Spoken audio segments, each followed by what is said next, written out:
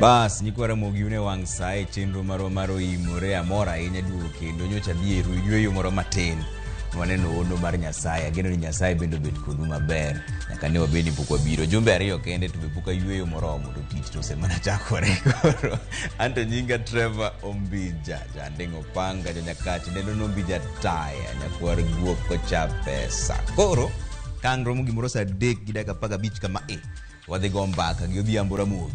Odhiambo Ramogi en jalony e weche mag uchumi gimomiyo wadhigo kode mbaka ni to resruok biro karang'o, tang'o manotimore momiyo pesa onge kuonde te. To resruok biro karang'o, tang'o manotimore momiyo pesa onge kuonde te. Sirikal wacho ni bech mogo dhi dok chien, ne giwacho ni juma ni koro sani joreg mogo wacho ni chak migi jumbe moko 2.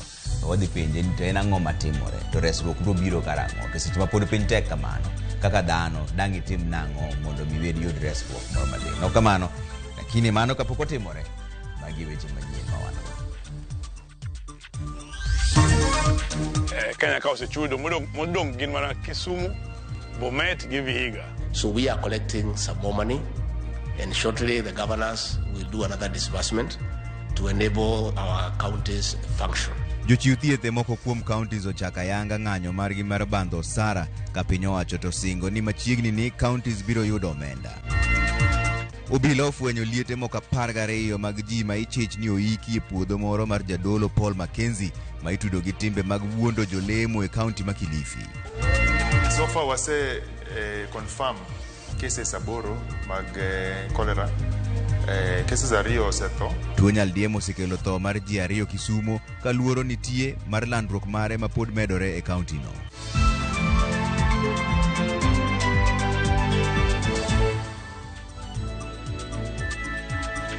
Ero kama na kuom kete Ramogi TV jaloko marwa en Winnie Adoyo. Dwaer winjo pachi weche temo wadhi go mbaka ka endi 2-3-6-0 eka kinyalo yudowa. Kwa chako weche manyien ni migawo mar wuoth ogolo chike mageto thiro masiche mag apaya mosebedo ka medore pacho ka endi kokale oboke ma okete sei gi jatend migawo mar wuoth Kipchumba Murkomen.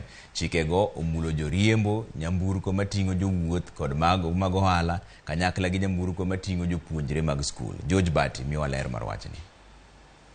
Kaluwore kod kwan masiche mag apaya mosemedore pacho ka dwe achiel mokalo kendo kelo tho mar ji 46 kama moko buora medo yudo thieth bang' yudo hinyruok, jatend migawo mar wuoth Kipchumba Murkomen kokale oboke mogolo oyango chike manyien mag thiro masichego.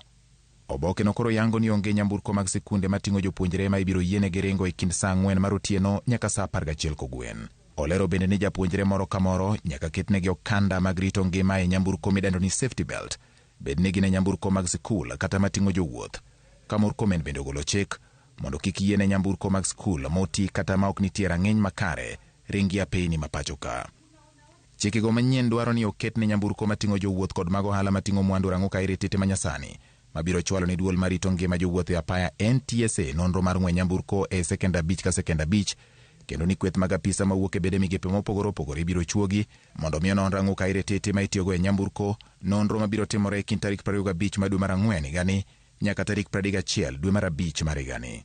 Mondo geng' masiche e kuonde ma masiche thoro timore ma idendo ni black spots, migawo mar wuoth omiyo telo ma ochung' ne apeyni madongo Kenha, telo mar apeyni ma yudore e bombe Kura kod telo ma ochung' ne rito ngima apaya NTSA ndalo 30 mondo gitim nonro e apeyni mapacho ka kendo giket gik manyalo geng'o masiche koting'o ranyisi magolo siem ne joriembo kod teyni mag apaya. Bende omigi dweche 6 mondo giket ranyisi ne joriembo e alwora mag sikunde kaka yor rito ngima mar jopuonjre kaachiel kod dweche 4 mar keto tipo mamako nyamburko maponi ketho chike apaya. Joriembo bende chikno oketo e rameny. Joriembo mag nyamburko mating'o jowuoth kod mago mating'o mwandu mag ohala ma lesen magi mag riembo kindegi osekalo ibiro dwaro mondo otim penj kendo kapok omigi lesen manyien. Bende biro chuno mondo timnegi pim mag thieth mar yango ka bende gin gi chandruok mag neno kata winjo wach, pim ma ibiro tim kod laktar mopuodhi. Oboke no bende oketa yanga dwaro ni nyamburko duto ketnegi okanda mag rito ngima, neno ni nyamburko ahinya mating'o mwandu kod mag jowuoth oyango nonro mag okumba magitiyogo kama oyud kod ketho ibiro chwal ne telo ma ochung' ne okumba e pacho ka IRA.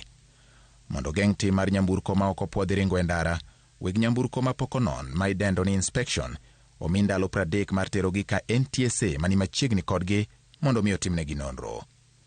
Kata obedo ni jatend migawo mar wuoth geno ni chikegi biro konyo e duoko piny masiche mag apaya e pacho ka, Jopiny kod jowuoth bende ojiw mondo oluwre gi chike mag apaya ka oting'o ng'ado apaya e kuonde ma opwodhi kende. George Bati, Ramogi TV. Kwa kanyo ni apisas mag okwach kich noreso miyo moro e apedha mar liete manoiki e puodho mawachore ni en mar Paul Mackenzie, ma en jadolo ma itudo gi tim mar keto jolemo gi tweyo makelo nyaka tho margi. Odiochieng' ma kawuono liete 12 mag ji ma otho ne oyudi e kuonde mopogore opogore moting'o bunge, bath ute jolemo mag kanisa Good News International, ka moko to oyudi nyaka kopandi e puodho. Dano Londe miyo ler mar wachni. En gino mamedo kelo buok ne ji mathoth. Pisas mag okwach kich ka koro go tache bungu moro manitiere gwenge mag Shakahola, kama nonro podhi nyime mar ng'eyo kwan maratiro mar jogo manyalo bedo ni nowito ngimagi e yor tweyo. Apisas go kotelnegi gi jataa tije maduong' Martin Nyuguto oyudo liete 12 mar jogo mawachore ni ne lemo e din mar Good News International motenore kod Paul Mackenzie, kendo nyalo bedo ni noikgi e bungu mar Chakama. Watazamaji wote, hapa nimesimama hapa ni Shakahola, maeneo ya nyumba ya Mackenzie mwenyewe.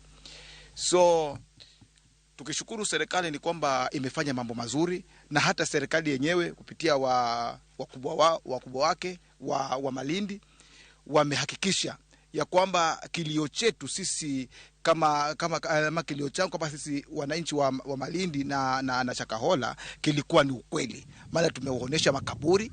Echendono apisas gonore somyo moro mangimane ne ok ni kama kare kaluwore gi kech kendo noring kode ka thieth ma Malindi. Miyono nofweny bang' golo ywak kata obedo ni ne onge kod teko, kendo ne giyudo gigo mani chich ni osebed kitiyo godo e kunyo bur.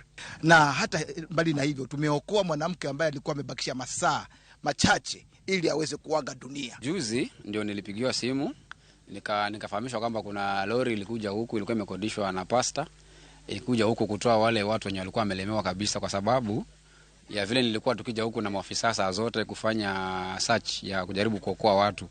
Sasa na yeye alipopata bond alikuja akakodisha gari, akakuja kabeba watu wenye walikuwa wamelemewa sana, wakapelekwa maeneo. Hiyo gari mwisho ilionekana ikiingia hapo barabara ya Malanga Sosobora, ikiingia hapo. Chenro ni nyalo biro kaundala dek ka ichich ni nyalo bedo ni liete mamoko pod nitiere puodhono mar eka 800. Ma timore seche mabende anyuola mopogore opogore siwuok oko manyo wedegi magiwacho ni nodonje dinni. Precious Zawadi mawuok Marafa nigi geno mar yudo min mare kod owetene adek ma wacho ni nodonje lamo mar nekne. Namtafuta mamangu na ndugu zangu 3. Walikuja huko mwaka juzi. Lakini sasa nilikuwa nikijaribu kuwatafuta niseme sasa nataka kujua wako wapi. Hawako wanataka nijue mahali wako. Na kufikia saa hii tumewatafuta, hatujawapata bado. Nina imani tu nitawapata. E kaunti ma Taita Taveta, Dennis Mugoi kod min mare Eliza Wali magin jodak ma Marwenyi lero kaka nyathigi Martin David Mwamburi majini 30 noromo gi Paul Mackenzie boma ma Mombasa higa 2019 kendo pok ginene nyaka sani. Aliondoka 2019 Mombasa, akauza kila kitu, wakasema, akapiga simu akasema sisi tunaenda Paradiso, dunia imefika mwisho. Tangu aende tumekuwa tukiwasiliana, akasema tunyi tusipoonana duniani tutaonana mbinguni.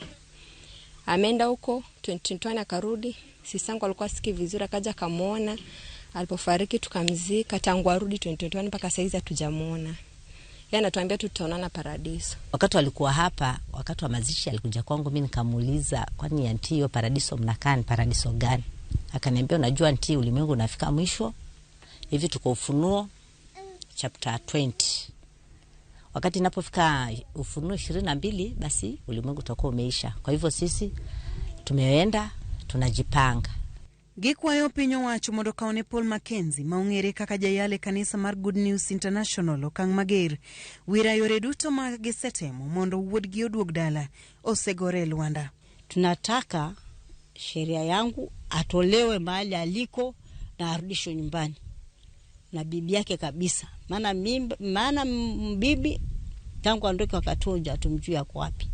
Sasa sisi tunaomba akuje nyumbani. Tunasikitika sana. Makenzi tudo kod tho ganda moko mawachore ni ne otweyo chiemo nyaka tho. Kaluwore gi ng'eto mar doho, Makenzi pod biro bedo e lwet obila kuom dala 12 ka nonro dhi nyime. Burano dok e doho tarik 25 ma dwe manyien. Diana Olunde, Ramogi TV. Odiochieng' achiel tok riwruoge mag jochiw thieth lando ng'anyo e kauntis 6 ma pacho kae ndie manonego chakre kawuono. Nenre ni mana kauntis matin kuomgi ema ne odhi e tich kama kawuono. Kaunti ma Nyamira kende ema ne oneno lekteche apaya ka ng'anyo. Onge ranyisi mar ng'anyo mano neno e kaunti ma Mombasa, ka kaunti ma Kisumu to ne onge lere wi bedo ni ng'anyo ne nitiere koso oyo. Simpros Okinda lero no wach ni matut. Ma e kaka gik moko ne chal e kaunti ma Nyamira ka lakteche kaunti no ne ochako ng'anyo margi ka giwacho ni gibidok e tich nyaka bichulgi osara kod omenda mabalang' mosedeko kuom thuolo mar dweche 3. Ma kata obedo ni jotuo to osechako winjo liet mar ng'anyo. Tumbo yangu inasumbua kikuba na magoro. Hakuna mtu anasaidia mpaka saa hii. Pono nachoka. E kaunti ma Kisumo poko yangore hie chenro mane dhi nyime. Limbewa e od thieth ma Kisumu County Hospital tango picha mopogore. Nitie jotuo mayudo thieth kata kamano komachielo otenni ni nono. Dakteche odhi round, nurses oseneno nyithindo, osemigi yedhe, osechuogi, and gimoro amora waneno kadhi kama kawaida. Nyisowa ni wadhi e private, dakteche ogomo. Daktari achiel to nyisowa ni wariti odhi ketonwa nego pi. Jatend riwruok mar nurses e kaunti no kata kamano onyono kar tiende ni lakteche nitiere ng'anyo kojiwo jodak mondo many thieth e kauntis mamoko. E od thieth malongisa kaunti ma Bomet, chenro mag thieth nenore ni dhi nyime mana kaka pile. Gavana ma Bomet Hilary Barchok wacho ni Bomet onge ng'anyo kaluwore ni tend kaunti no noseloso gi jochiw thieth kendo singo negi chudo e thuolo machuok mabiro. Odiochieng' manyoro riwruoge mag jochiw thieth nyolando ni jochiw thieth e kauntis 6 biro chako ng'anyo kawuono kaluwore kod osara moseleo kinde buora. Simpros Okinda, Ramogi TV. Mano tend riwruok mar lakteche KMPDU oseyo kauntis mabuogo lakteche kapok ochulgi osara magi. Jagoro mar KMPDU Mendav Jiatela wacho ni kauntis moko chiwo barupe mag buogo tich mar jochiw thieth mabandho osara margi. Davji wacho ni lakteche biro ng'anyo nyaka chop migi chudo margi koa kuom kauntis. Ne oloso ka ene kaunti ma Kisumu ma en achiel kuom kauntis ma lakteche ywak ni samoro nitie moko mapok ochul. Kauntis te mane wa miyo notice Kenya ka osechudo modong gin mana Kisumu, Bomet gi Vihiga. Mago kaunti 3 ma sani ko jotich onge kata achiel. Koro nyiso ni governors gi ko prioritize health kaka dwarore. To jotich oamua ni gidhi ng'anyo nyaka gol pesa gi county mag governors gi. Nikech ok nyal bedo ni governors 44 oyudo pesa mosechulo jotich to governors 3 odagi timo. Wana governor ma Kisumu gi governors moko chako timo miyo doctors threats niko negi barupe moko manono. To wacho ni mano ok dhi miyo ji pesa mar fuel mar chopo tich. Gima dhi miyo ji doki tich en bedo gi pesa gi accounts. Koro nyiso governors ni rit jotich wek biyo jotich wek thiten jotich ni mar en right gi mondo chulgi mondo gidhi gitine jopiny. Seche mano timore jalup jatend piny Kenya Rigathi Gachagua ne oyango ni piny owacho dhi chwalo omenda mag dongruok ne sirikal mag counties e ndalo machuok mabiro. Gachagua bende ne olero ni piny owacho nigi chenro mar duoko piny nengo mok kuon nyaka $120 e kinde mabiro. Jafwambo mar Owen Chris Owino lero no mathoth. Ka oloso e kinde romo mar jolup governors e kaunti ma Mombasa, jalup jatend piny Rigathi Gachagua omedo duonde e midhiero mar omenda masani buogo chungo chenro mag dongruok e counties 47 ma pacho kae. Gachagua oyie ni piny owacho nigi pek mar omenda, gino ma omiyo moko kuom jotich mage pok oyudo osara margi ma dwe mar 3. Last month we had a slight challenge. There was a slight delay on payment of salaries because the previous administration used to borrow money from banks owned by the same leaders to pay salaries. Kata kamano, ogolo singo ne jolup governors ni piny owacho dhi chwalo pok mar omenda ne counties e odiochienge mabiro. We are collecting some more money and shortly the governors will do another disbursement to enable our counties function. Moko kuom sirikal mag counties ne oyudo pok margi mag dongruok mogik dwe mar 12 higa mokalo, gino moserocho chenro mag chwalo dongruok ne jopiny kaachiel gi miyo jotich maggi osara. We plead that you strongly advance this agenda and push to have timely disbursements of resources to counties to avoid the clipping of county operations. Midhiero makamano osemiyo jotich mag thieth e counties 6 mapacho kae bwogo mar dhi e ng'anyo. Gachagua kata kamano okwedo chenro moro amora mar kawo hola e bengi mapacho kae mar miyo counties omenda e mano ma olero ni en thung'o jopiny kod gope mathoth. Let nobody push us to go and borrow money from banks at exorbitant rates to fund counties or to fund our current budget. What we are doing as a government is doubling our efforts in revenue collection. Ewi chenro mar duoko piny nengo mogo mar kuon nyaka shillings 150 kaka ne jatend piny William Ruto osingo, Gachagua wacho ni piny owacho oseduoko piny nengo mok kuon nyaka shillings 159 kendo yango chenro mar duoke piny nyaka shillings 130 e kinde mabiro. And after the harvest, because of the intervention that we have done to assist our farmers with subsidized fertilizer, we intend and we believe we'll be able to bring down the cost of unga to about 130, about 120. Chris Owino, Ramogi TV, Nairobi. Mane mbaka mobrogo e buch jopiny gi odhiambo Ramogi osechopo kaendi ne jalony e weche mag uchumi. Obro winja ni to resruok dhi akanye. Kwa dhi mbele ni riwruog jopuonj mar Kupet osingo mar dhi e doho ka gikwedo migawo mar somo kuom teng'o lwet japuonj maduong' ma Mukumu Girls mogo. Kupet wacho ni midhiero mar muoch tuo mane okelo tho mar ji 3 kendo weyo jopuonjre 600 kod tuo e sikundno ok nyal kete wi japuonj achiel. Riwruogno dwaro ni migawo mar somo kod mano mar thieth onon wach mar Mukumu no matut kendo kawo okang' mowinjore. Riwruog jopuonj mag sekondar kod kuonde tiegruok mamoko Kupet oyango ni ne gitimo nonro e wi muoch tuo ma Mukumu gi wegi kuom tudruok kod lakteche moko e chak jumani. Jopuonjre 2 kod jatich moro achiel nowito ngimagi e skund sekondar ma Mukumu kaluwore gi muoch tuo ma nyaka sani pok oyangi. Kupet dwaro ni piny owacho mondo yang duoko mogik ka gileko ni nopanda dieri moko e duoko ma ohiu mane ochiw. Rather than systematically addressing an emerging epidemic, the government is engaged in a massive operation to cover up evident gaps in school health. Kupet lero ni chuno Frida Ndolo gi Rutaya woyo board mar sikul kod oro jopuonjre matuo pacho kapok ne onon tuono matut gino kenge ma ok osekonyo kendo nyalo mana nyayo tuo. A teacher of English in a high school has no capacity to control an epidemic. This is an area of the public health department. How can they force the principal with a gun on her head to resign? We are going to claim damages because this is somebody who has worked with this country for over 30 years with impeccable record of success. Jagoro maduong' mar riwruogno Akelo Misori olero ni ranyisi mag tuo mane onyiedhore kuom jopuonjre ma Mukumu Girls kaka del machwakore, ich kach, ng'ok kod ambululu ne okalo kiewo ma Mukumu Girls kaluwore ni ranyisi ma kamago bende ne ofweny kuom jopuonjre e sikunde moko e counties ma Kakamega, Bungoma kod Vihiga. And regrettably, her forcible retirement fits in a pattern where our hard-working principals are used as sacrificial lamb to assuage public anger at the whiff of any malfunction in the school system.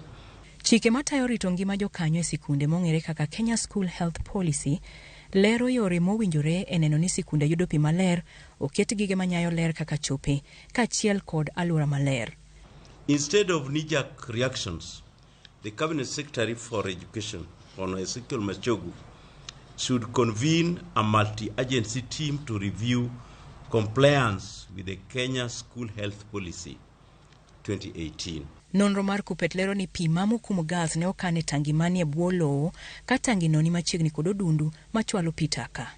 And what the experts have indicated is that the water which is at a lower gradient must have been affected by seepage of water from a sewer line where the pit latrines are coming down to where the water points are. This kind of thing is just a tip of the iceberg at Mukumu Girls. Kupet bende osingo madhi e doho mar manyo ratiro ne japuonj mane owito ngimane Mukumu. Although we cannot control death, but in this manner, you can see the teacher has been killed because she's a boarding mistress. So you think you can take this thing lightly?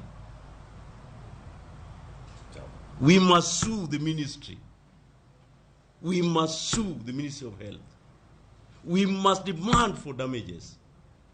They must pay. I know every court in this land will listen to us. And we are suing them on behalf of the families who may not have the voice to do the same. Riwruok Kupet omedo ni tuoche mar ranyisi gi ket oselandore nyaka e skunde ma Butere Boys e kaunti ma Kakamega kod Hasoko Boys mayudore Bungoma, to migepe mag somo kod thieth noketo nyao e reso midhiero ma kamago. Before using the sledgehammer on the victims of the ministry's dysfunction, Honorable Machogo must clean his office first and ensure that his quality assurance officers understand and are accountable for their work. And to achieve disease prevention and control in schools, routine school inspection should be allocated more resources.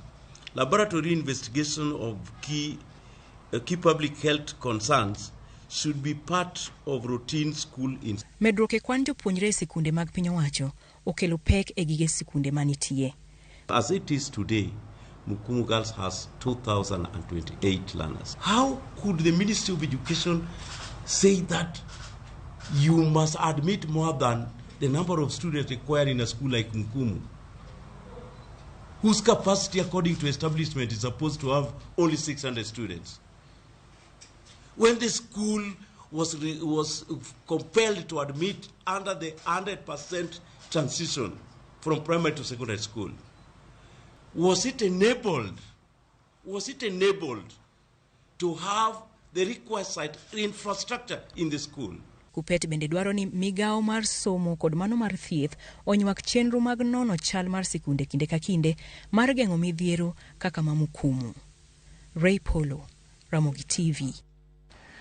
Kwa kanyo to donjo ne weche mag siasa ni ywaruok medo kwako chenro mag twak e kind Kenya Kwanza kod Azimio la Umoja One Kenya Alliance. Motelo ne romo moluongi kod jatend kweth mathoth e od bura Kimani Ichung'wah, jakom komiti no kod Azimio Otiende Amolo bende noluongo romo machielo mar lalruok e wi twagno. Koro penjo maduong' en niya, twak ochomo kanye?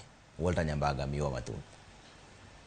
Request the leaders of the majority and minority coalitions in the houses to consult and present to the speakers a harmonized version of the proposed motion. This shall set the stage for the commencement of the bipartisan engagements in Parliament. Bang Speaker mar od bura mamalo Moses Masika Wetangula chiko kamiti mag Azimio kod mago mar Kenya Kwanza mondo bed kod twak mar winjruok kendo chwalo winjruok e nyim od bura mondo podhi kapok twak ochakore. Winjruok koro chalo ka gima olwar e lwanda bang Kenya Kwanza kod Azimio rido chung margi motelo ne twak makiny.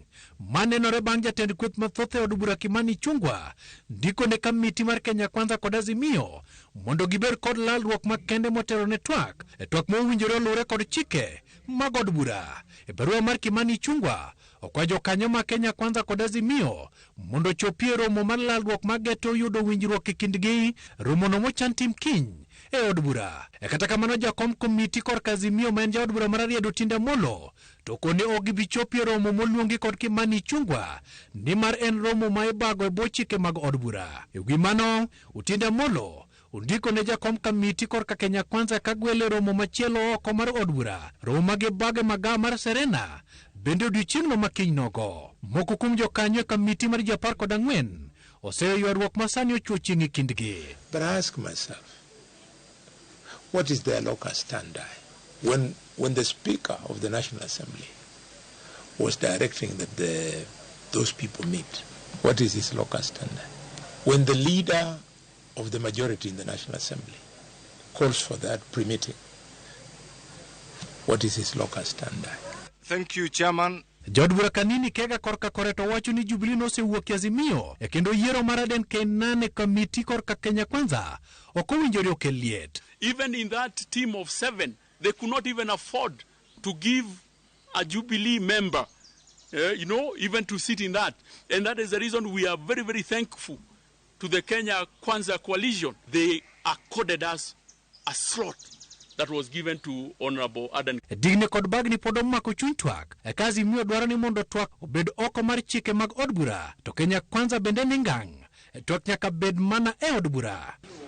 Walter Nyambaga, Ramogi TV.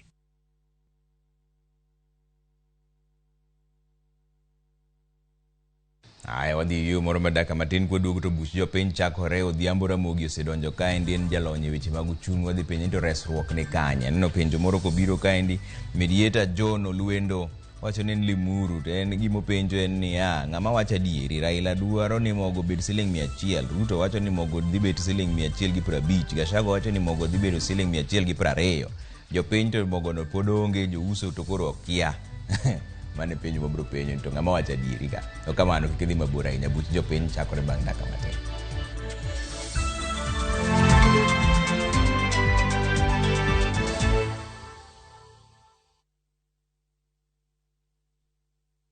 Jijenge na shilingi 1500 guaranteed kila wiki kwa kucheza Kaende Jackpot. Shiriki kwa kutumia 50 bob pekee, cheza na Autopic kwa kutuma neno KJP kwa 29063.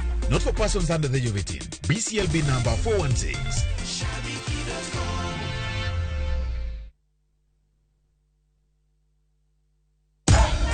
Unlike other insecticides which are imported, Bolt is primarily manufactured with locally grown pyrethrum, which means that local farmers benefit and our economy grows. Buy Kenya, build Kenya.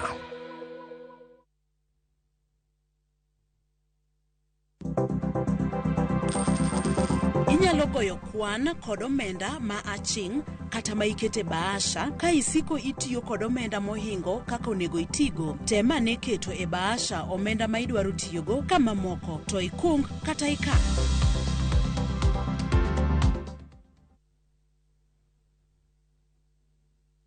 Kuna Nikita anatikida akizitingiza hapa ndani muta go crazy. Oh, muta go crazy. Alafu kuna Nikita anatikida akizitingiza hapa ndani. What's up my beautiful people, this is Mbiwi the Storyteller na kupata huu wimbo bonyeza *811*277# au sio? Na kama unavyojua saizi sikiza na Citizen ya nyumbani kwa wasanii au sio?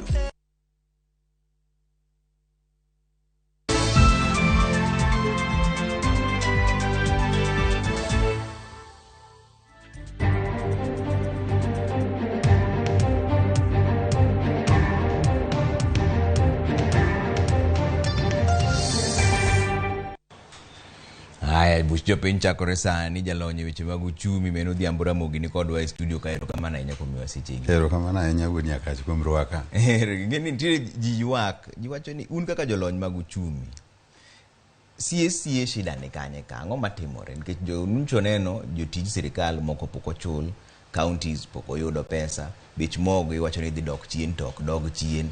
Ang'o matimore sie un kaka joma nono weche mag uchumi? Mokwongo apani waywaye chien matin. Sirikal mokalo nene okawo hola mang'eny. Mano te adiera mar wach. Kiyudo chul sani titiyo gi pesa no marach mo ke chulo ot to ke chulo bills. Tenene chul mar dwe manyien cha dhi bedo malam nikech idwa chulo kode ot diriyo, idwa chulo bills ariyo. Koro nyarumo kapok ochopo safar. Mane gima timre sani. Nikech ne wakawo hola mang'eny to hola ni ok otiyo kaka dwarore. Sani koro wan gi at least 1 trillion monego bed ni chulo jo China. To pesa no ok duogi, ok nodonjo Kenya ka. Pesa no nodong loka. Mar ariyo pesa no ok nyuolre kaka onego nyuolre. Koro yudo ka hola cha omiyo wan gi gap maduong' e uchumi wa. iyudo ka pesa mora mora madonjo wadwan mondo wakwong wachul hola cha eka kendo koro kodong inya kawe ikete kamo nikech chik wacho ni pesa manie consolidated fund wakwongo wachako gi hola emikwongo ichulo eka koro pesa modong inya chul go jotich inya tim go tije moko inya chiwo go huduma ne wananchi koro mane shida mokwongo. Shida mar ariyo iwacho ni when it rains it pours. Shida mar ariyo en ni jogi odonje telo ka piny bende nigi shida ma World Bank gi IMF gini estimate ni recession nyabedo to higani ok wanyawuok e recession mapiyo nikech lweny ma Ukraine gi Russia to kendo nikech pok wa recover from COVID-19 emimiyo yudo ka pinje mang'eny inflation pod ni malo mang'eny. Koro magi king'iyo chandruoggo kaachiel gi chandruoge ma wan go e Kenya ka apani emiyudo ka koro wan gi pek mang'eny kaka jopiny Kenya. To dhiambo ming'eni mane kama koro kuku mar wach nitiere nikech shida go ni koni nitie joma dwaro ni bech mogo bende odog piny to bech mogo ni bonyalo dok piny sani bedo ni sirikal to wacho ni niche gichiwo thuolo ne kembe 20 mondo mi okel bando gi bei moyweyo kata bei moyweyo mondo kik gichul osuru. Nitiere pinje ariyo ka osuru makoro giyiene ne jo reg mogo ni kik chulni magi osuru ma sirikal bende dwaro mondo ka dipo ka gichulo ji osara. To mar ariyo jo kel mogo gi imiyo gi ndalo marom nade nikech gin giwacho ni gidwaro jumbe 2 sirikal nchowacho ni en juma ne ji wacho ni en gimisi kichora chora sate.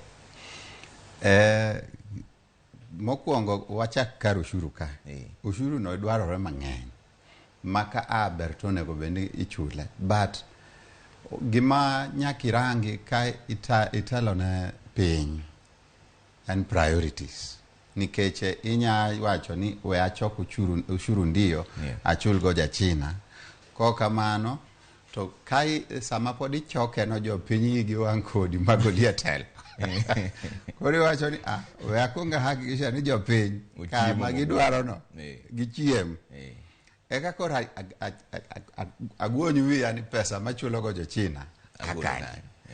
Kora neno ni mane gima sirikal otimo giwacho ni gigolo ushuru duty mar oduma madonjo Kenya ka eka koro bech mogo odog piny mamano is acceptable. Shida maduong' en ga ni kigolo ushuru kamano to jo kelo odumago ok gipitisha ga afweni no ne mwananchi wa kawaida kata kubiro to biro matin ochal tap maduong' ma jok man malo madho mang'eny to jok man piny to yudo mana kondeng koro wan jok man piny marito bech mogo mondo dog piny wanya yudo mana kondeng. Koro mar ariyo en rwako oduma Kenya ing'eni wacho ni when it rains it pours weather bendo osebedo marach ma production mar oduma ok osebedo maber. Koro emiyudo ka sirikal mokalo ne yude kwa Tanzania ndalo moko kacha bende giyudo moro kwa Congo apani kocha bende koro tuo Zambia magiwacho ni gidwa golo oduma no jo Zambia bende ywak ni gionge oduma. Koro iyudo ka kuonde ma jo uso gi dhi dware oduma yudo oduma osebedo matek emomiyo iyudo ka gidong ka gidwero iwacho ni miwa juma 2 miwa juma 3 miwa juma 3.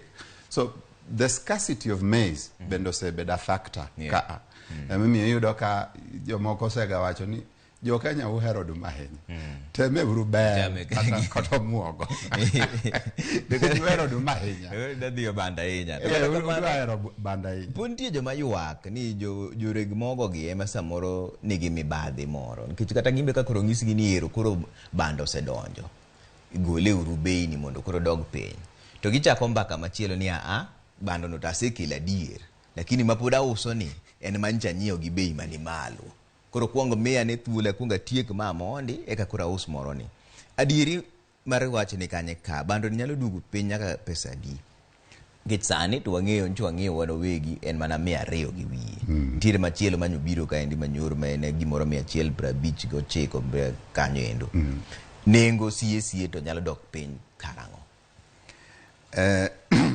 penjo na winjo ka mediator bendo penje ni winjo Raila winjo Ruto koso winjo Rigathi kanyo ka bidonje moko mibadhi nitie kendo mibadhi osebedo mang'eny nikech iyudo ka emomiyo sirikal nobiro mongiso jous mafuta ni okay wane mwaboba bedo kwangiso ubei nikech jous mafuta ne kabe odhi piny to okinyi mang'ech osemede kabe odhi malo timede to kodok piny to giyware ni mafuta manyo pod wan go ni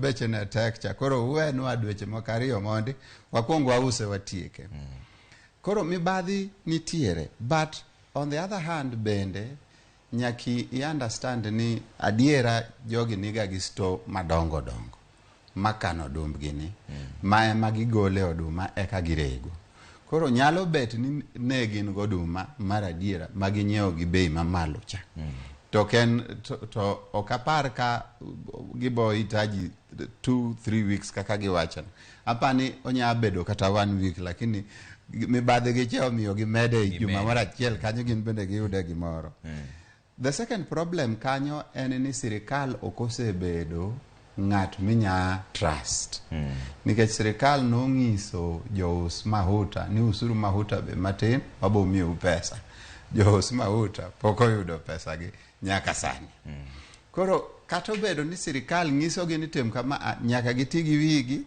ng'ato go kwan ne wuon kong'e ni onge kony mabowuok kuom sirikal kata piny owacho koro kwan ne kosegoyo eko wacho ni okay adwaro juma ariyo atieko dumba ni eka koro awinji wach moro na duok bech mogo piny koro kanyo bende sirikal oselet gi down to mar adek ipenjo kar bei ni gino nyadok nyaka kanyo ing'e ni bei luwore ni giyude gi pesa di kuma gigole eka koro girege eka giusne driver mondo cham bando koro nikech seche moko giyude gi bei mamalo seche moko giyude gi bei mapiny but kaluwore gi kaka jo sirikal wuoyo apani nenore ni giyude kamo maginya yude gi bei mapiny mochop 150 kata 120 ma jalup jatelo wacho ma ng'ato nyalo bedo gi beche bang' mano ing'e ni bei to mano ng'ato bedo gi beche but what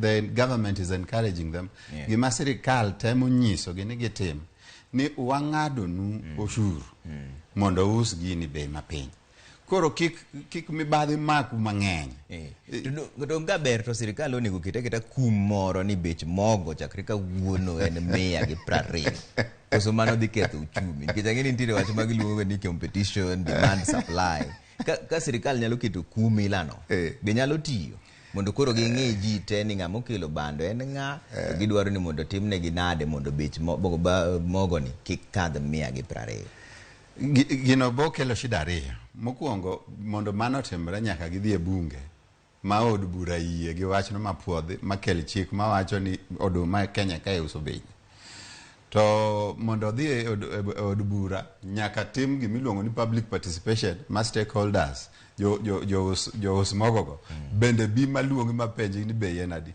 inya yudo ni ka gibiro magigo mbaka gi jo od bura gino nya chopo kata level of 180 koro bed ni gini uso ga 180 koro mano is shida mokwongo shida mar ariyo ni kiketlo bei mapiny saidi miwacho ni mae chik mae manyaus to an jauso kago kwanda agrango gi bei miwacho tok donji montene ni karawe uso adhi kata e dala abed mos nikech gima gisebedo ka giywago nitie jomoko makano oduma mok dwa uso koro nikech bei miwacho cha is not practical mondo anyiewe akele arege kae tachaka distribute mochope dukni tetete monego be nochope eka koro ang' chame I need to kwanna no nyaka goya maber kodonje koro ka sirikal owacho ni nyaki use beino to beino is not practical onge ng'ama bo uso nwa duma onge ng'ama bo uso nwa bando mogo koro the next problem ibo neno en scarcity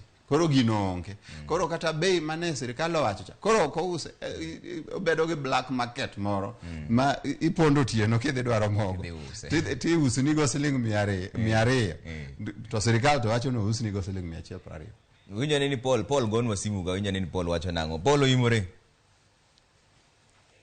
Oimore Paul. Hello, Trevor. Wachane baba. Oimore ahinya. To penjane penjo min godo no kosing'iswa ne pachi e wach mar uchumi. An Kisumu County. To ka winjo twagno ka kodhi. Ngene jakom nyocha wacho ni mogo doge 100. To Gachagua sani wacho ni mogo bed 120, 130. Ruto wacho ni mogo doge 150. Wan wadwaro mogo rate mar 100. Mar president wa maen Raila. Mane gima dwaro mondo miuti. Keti gi sani. Iwacho ni joma dwa kelo bando ok gidhi chulo osuru. To osuru ni ema sirikal duto weche dwaro ni mondo chul. Koro gin ang'o momiyo idwaro ni kik gichul osuru to jomoko to chulo osuru. Mano be gima nyaka timre atimo. Osuru nyaka gichul, bech moko be nyaka dwok piny. Erokamano. Wan sani wadwaro mogo rate mar 100. Kata wadwaro press control mar gik Moi. Nikech gik modwok piny ok dwok piny. To gik miidho to idho dhi malo. Gidwok fuel piny. Uchumi odok piny. Sawa. Wadwaro ni gimodwok piny odwok piny. Gimodhi malo dhi malo. Fuel nyaka dok piny. Uchumi odok piny. Wan mogo pok wanyiewo ga 150. Mogo wanyiewo at 100. Erokamano Paul. Trevor wadwaro mogo doge siling 100. Awinjo. Erokamano Paul. Julius bende ogonwa simu kaende onjane Julius. Julius oimore. Ma tiwo gi jayen bungu sebi no wino gude mar gem goto siko gota dala mar Kipika. Baba ipimo nango? Adi maber Kipika. Gima ke no pime jatelo. Neto ang'o mose nitiere kinde moko mane kecho wuok 1980. Moi notiyo gi sirikal mokelo mogo moro mar yellow maize chane mane oketo bech mogo nobedo piny. Ang'o momiyo Ruto kaya tiyo gi dino mane Moi notiyo go 1980. Erokamano Julius. Iwinjo penjo mar Julius kapok wadok e penjo mar Paul mano wacho ni mento moke en odwaro mana mogo mar 100 ma weche mang'eny go kodwa winjo. Julius wacho ni nitiere ndalo moko kech 1980 mano keli yellow maize. Interventions ilago ka sirikal otimo be nyalore sani ma sirikal wuon modhi to kelo. Nikech naneno ka jatend migawo mar pur notemo timo gima kamano to be pod wachno osechako dhi e doho kendo jok dwar ni bando wuok ka Zambia ka biro koni. Nitiere gik moko ariyo kanyo. Mokwongo en the easy one ma en watch health. Koro nitiere oduma moko ma seche moko kobiro Kenya ka to abo chako nono. Nikech ndalo ka ing'eni ne okwanon gik mang'eny. Ne okwanon sijui aflatoxin. Ne okwanon ni to oduma ni en mar dhano kose en mar le. Wan ne wayudo oduma to wachamo. To loka to yellow maize to en mar le. Mar dhok. Koro sani to piny olony. Kikelo oduma no mokwongo ibo penjo ni an gi aflatoxin onge aflatoxin. Tikelo no oduma mar le nang'o. Koro ing'eni siasa ma kamago nyalo bede. On the other hand bende wan gi jopur mag oduma ka.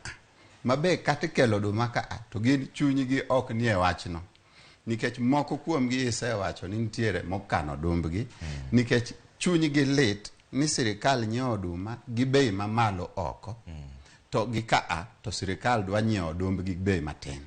Koro ineno ka kanyo gineno ka nitiere discrimination moro matimre ma ok morgi mamiyo ng'ato wacho ni odumba no obede sto kanyo. Chieng' ka dwaro tabo time nade? Abo gole. Koro kanyo apani ka sirikal dwa ni obiya gi wich teko no kelo oduma koa loka ma oko consider local traders apani kanyo ywaruok nya bede mang'eny.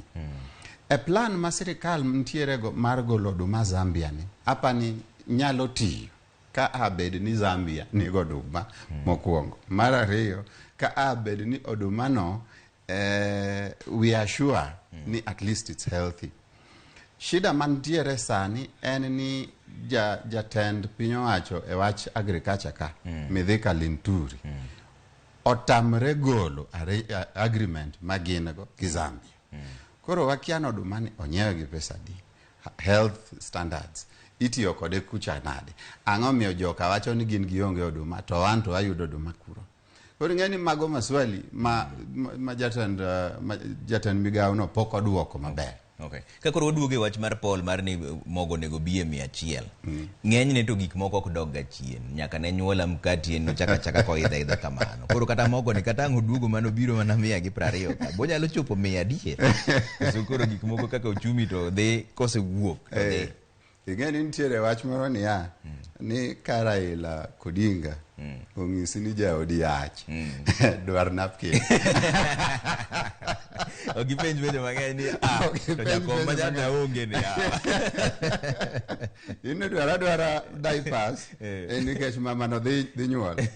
Koro kar bei kanyo Raila wacho ni en 100 to ero nanora ni odhi bedo 100. Okay.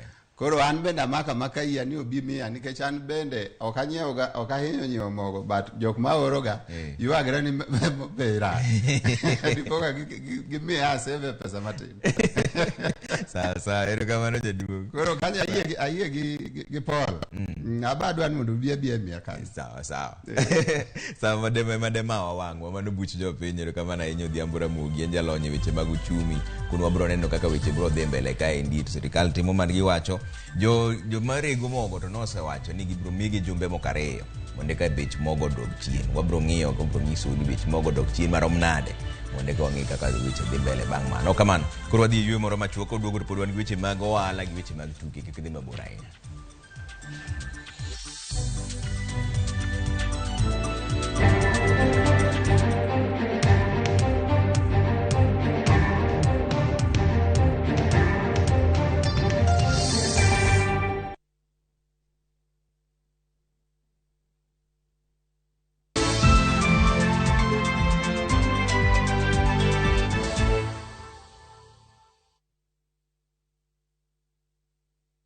Jijenge na shilingi 1500 guaranteed kila wiki kwa kucheza Kaende Jackpot.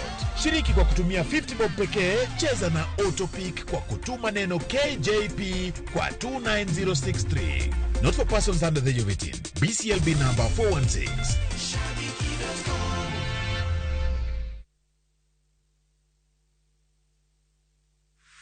Is bad breath getting in your way? Freshmed mouthwash is formulated with fluoride and essential oils designed to fight bacteria that causes bad breath and tooth decay, working to give you a stronger enamel, fresher breath and healthier gums. For better oral hygiene, try Freshmed today. Available in ice mint and spearmint flavors in all outlets near you. From Tropical Brands.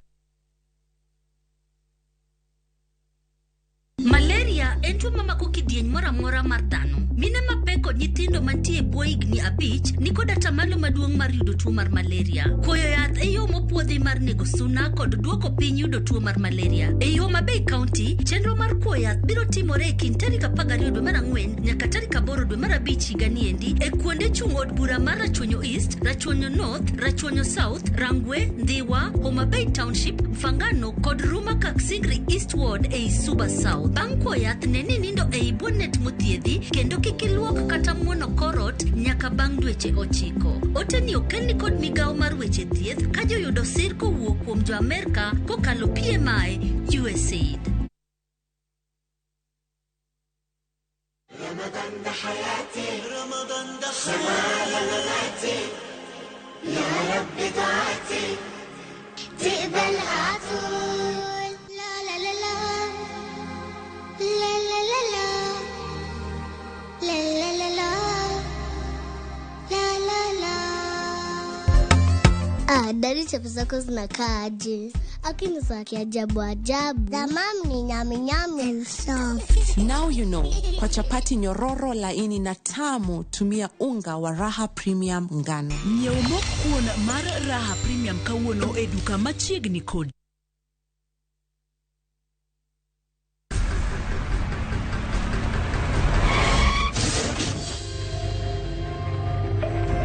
Pole sana madam.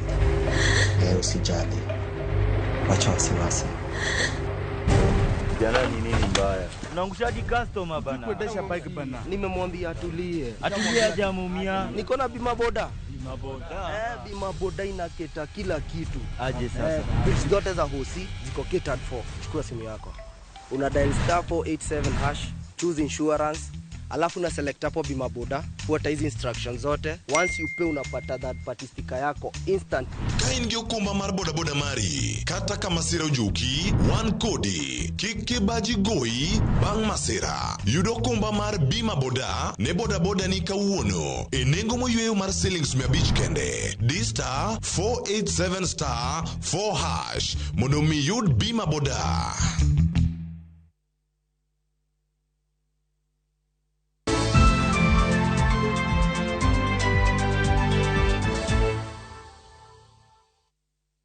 Erokamano kuom keto Ramogi TV kaendi. Jatend piny Kenya okwayo kwe e piny Sudan ka owacho ni lweny masani otuche pinyno hinyo dongruok margi kendo keto ngima oganda mathoth kama rach. Ruto no loso e kinde ma kwan ji inego e pinyno to pod medore nyaka nyocha kweth ariyo mag jolweny mok lweny e kindgi.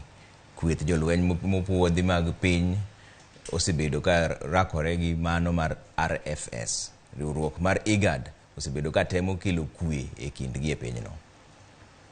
Kenya is deeply alarmed that a misunderstanding over a single outstanding item in the political framework agreement, namely the time frame for the integration of the rapid support forces into the Sudan armed forces, has degenerated into violent conflict. It is time to silence the guns in our region and continent so that we can focus on the urgent work of enabling our people to pursue opportunities and actualize their aspirations in peace and tranquility.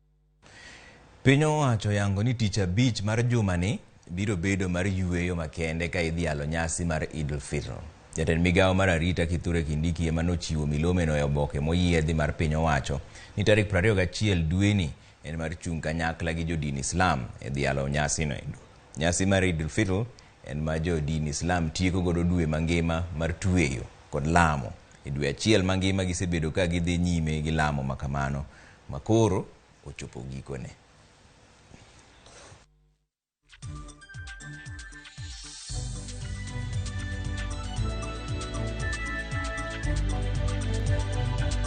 Doho koro yango ni tarik 17 nyaka 21 mar dwe mar 7 higani emibiro bede ka iwinje bura mar wach nek maluwo gavana machon ma Migori Zachary Okoth Obado kod achije mamoko ariyo magin Michael Oyamo kod Caspar Obiero. Jayal bura Cecilia Gidhua manyocha odar oter dhi yalo buche ma Murang'a ema pod biro dhi nyime gi yalo burano.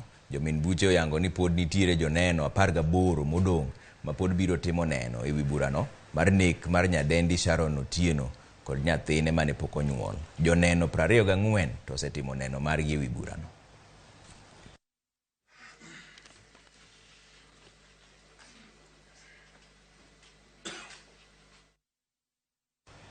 Migawo mar thieth e kaunti ma Kisumu yango ni nyaka chop sani ji 2 osewito ngimagi e kaunti no bang' gamo tuo mar nyaldiema ka ji mamoko 6 to pod imiyo thieth bang' fwenyruok ni gimbe gi gamo tuo no. Kaka jafwambo marwa James Okoth lero, ji ma ok tin ne 50 osetang'o ranyisi mag bedo gi nyaldiema Kisumu.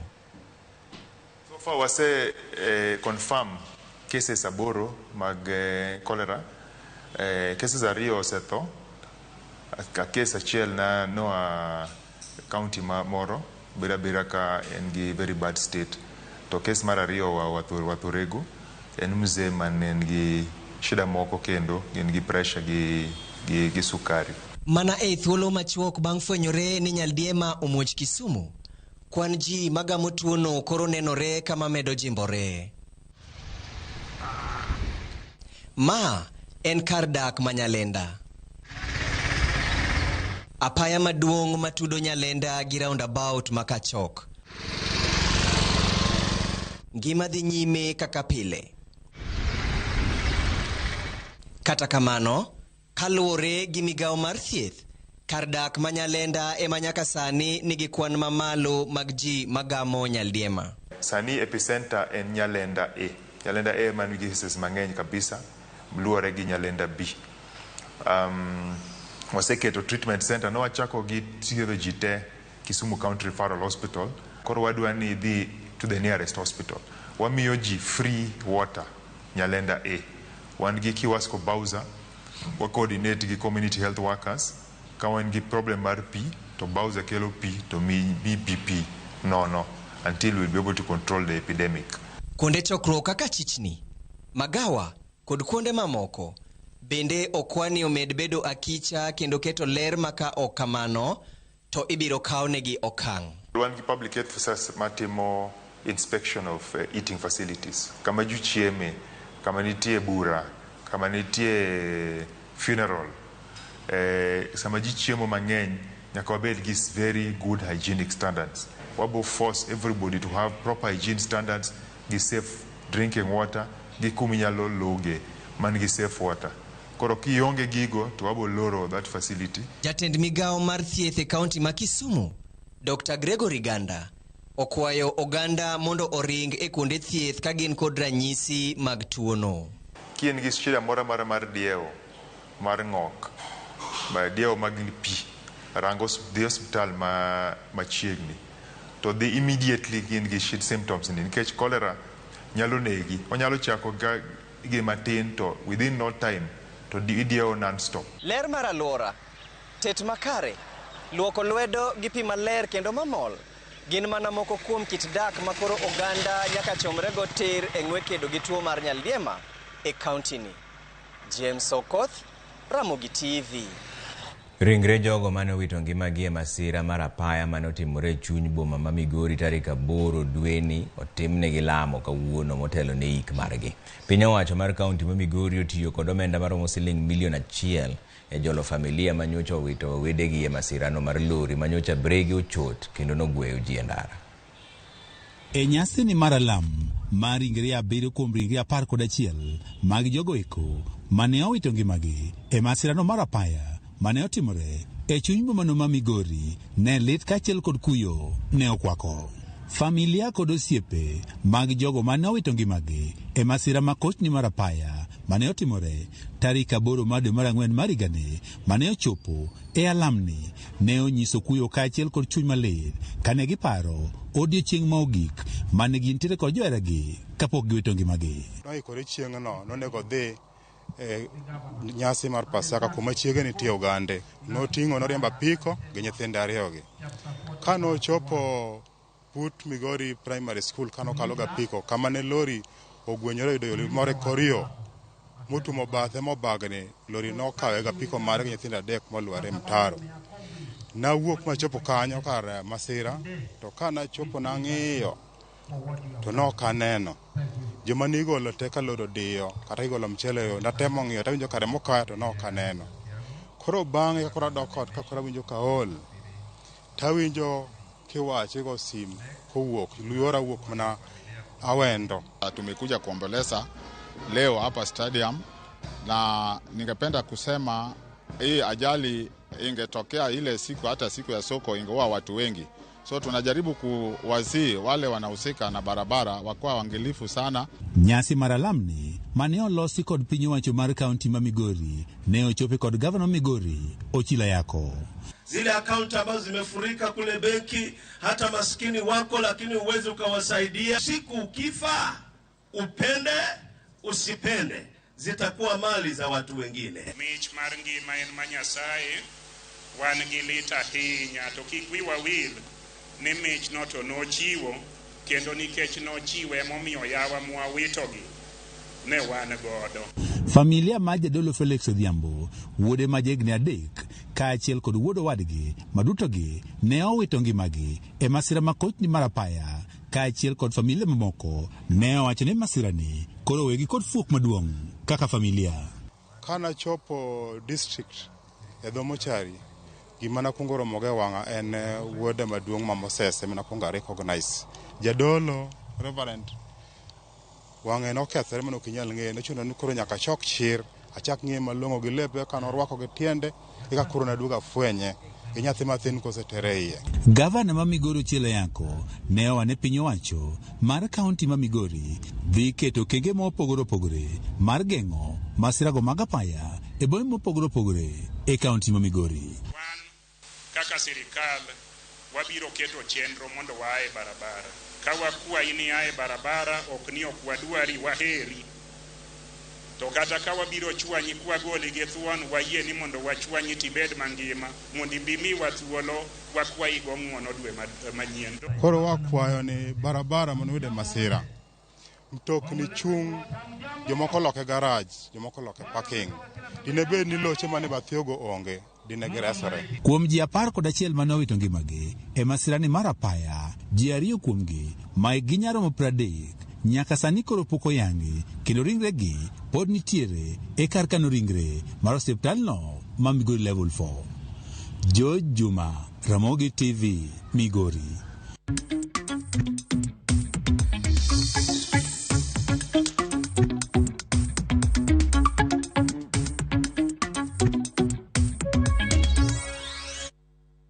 Odonjo weche mag ohala ni jo Kenya koro igeno ni dhi yudo fuong'ruok bang' riwruoge kembe marego mogo e pacho ka endi yango ni nengo mogo dhi dok piny bang' jumbe 2. Riwruogno olero ni bang' thuolo mar ndalo 10 nyaka ndalo 14 chakre kawuono nengo mogo kilo 2 idhi usi matin ne Sh150 e pacho ka endi. Gilero ni piny Kenya dhi rundo oduma ma nengone yot kowuok e pinje malibamba e bwo riwruok mar Komesa. Within siku 14 tutaweza kuwa tumeingiza hii mahindi na tunawahakikishia consumers kwamba tutaweza kulete bei hata chini ya shilingi 150. Kwa hivyo hili ni jambo ambalo tumekaa tumelizungumzia na tunaona litawezekana. Haya mahindi tumeyaagiza katika nchi yetu ya jirani ya Komesa, ambapo ni wakati wao wa kuvuna. Na hapo awali hayo mahindi hatungeweza kuyapata kwa bei ambayo tumepata siku ya leo, kwa sababu ilikuwa sio wakati wao wa kuvuna. Jodak ma Kisii oyudo thuolo mar dhialo nyasi mar odiochieng' rabolo. Kisii en achiel kuom gwenge mosebedo kod nyak mar rabolo kuom higni mathoth, kendo en achiel kuom yor ohala masiro uchumi mar gwengego. Nyakalondo mar Egesa FM ma en mar kambi Royal Media Services ne otele bago mar nyasi no mar Matoke Festival mano bagi e boma ma Keumbu nyaribari chache.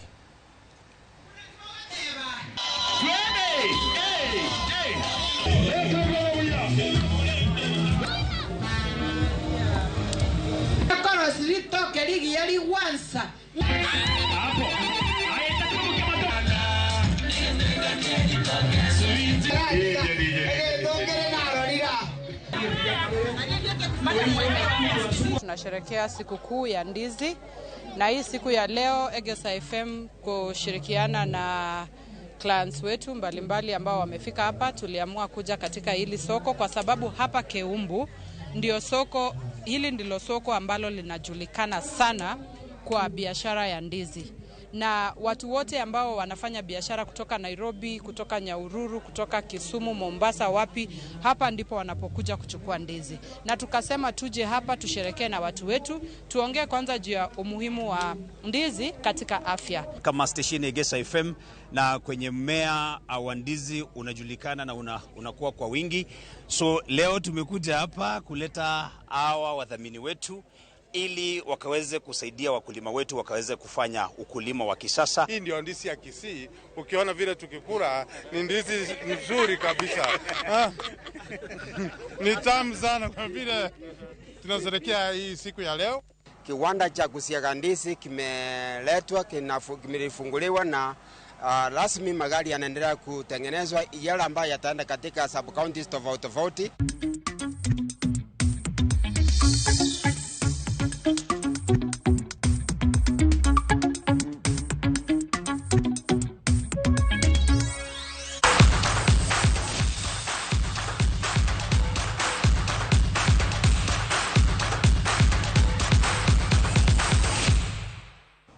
Haya, wadonja na weche mag tuke ni bang' johera mag AFC Leopards muocho tulo kendo ketho tugo e kindgi gi klab mar Kakamega Homeboys gikone to riwruok matayo tuke adhula FKF ogolo koke. Bari Otieno ma en jagoro maduong' e oboke mogol odiochieng' ma kawuono olero ni klab mar Homeboys omi points 3 gi gonde 2 ka klab mar Leopards oma points 3 e points ma giseyudo e season ni. Leopards bende biro chulo omenda mar thieth ne jakudh firimbi Michael Obuya.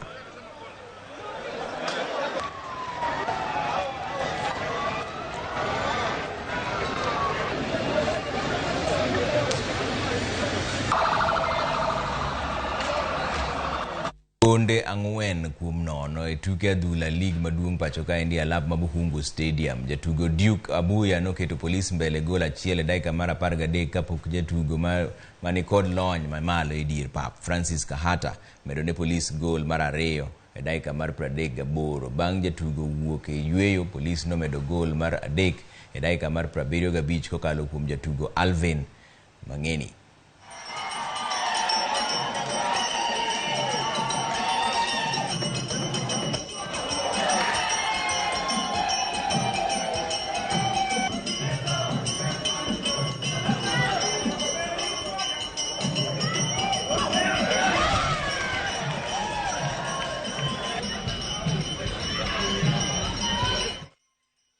E alap mar Waraka Grounds, club mar Tusker noloyo club mar Wazito e loch ma ochwalo gi nyaka e thuolo mokwongo e chung' mar Klepe. Tusker noyudo gol mokwongo e dakika mar 12 kokalo kuom jatugo Tieno Eric kapok jatugo dhi e yweyo. Tusker nomedo gol mar 2 e dakika mar 27 kokalo kuom jatugo Luvanda Lawrence. Loch mar Tusker chwalo gi nyaka e thuolo mokwongo e chung' mar Klepe.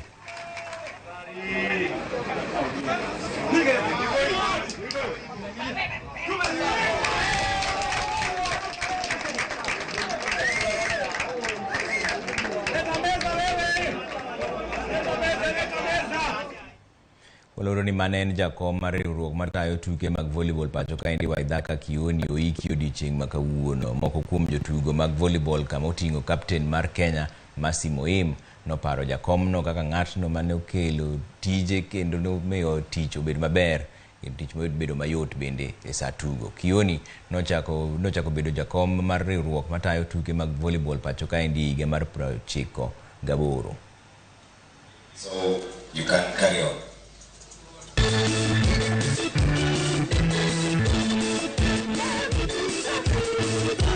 Mr. Kioni's contribution to KPC left a lasting impact, more so in the growth of the administration department, which is steered to become one of the most dynamic and well-structured among government parastatals. And he was always a very good gentleman because he would lead us, he would guide us, he would give a decision. And so I say, poleni sana to everybody, and let us all celebrate his life. In everything he involved himself in, he made sure that he worked, he put in all his effort for it to become a success.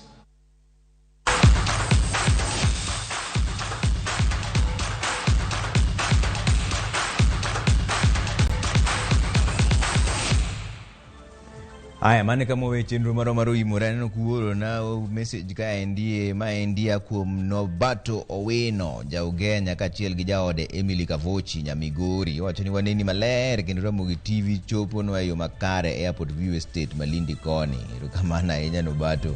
Neno ka endio imore Trevor Ramogi ler ahinya.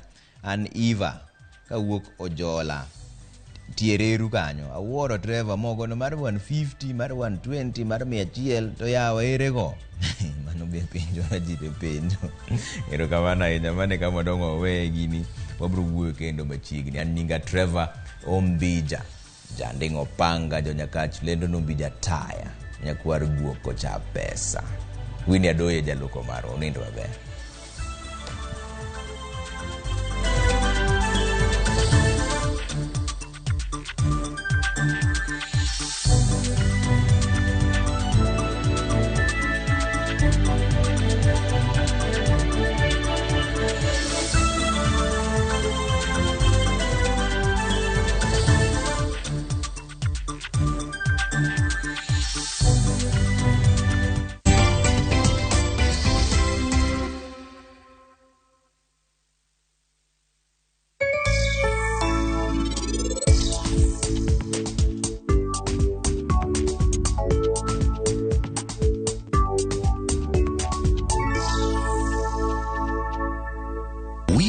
With communities across all 47 counties, we partner with people through the values we share, the people who inspire us, and the lives we continue to touch. Because when we unite, there's nothing we can't do.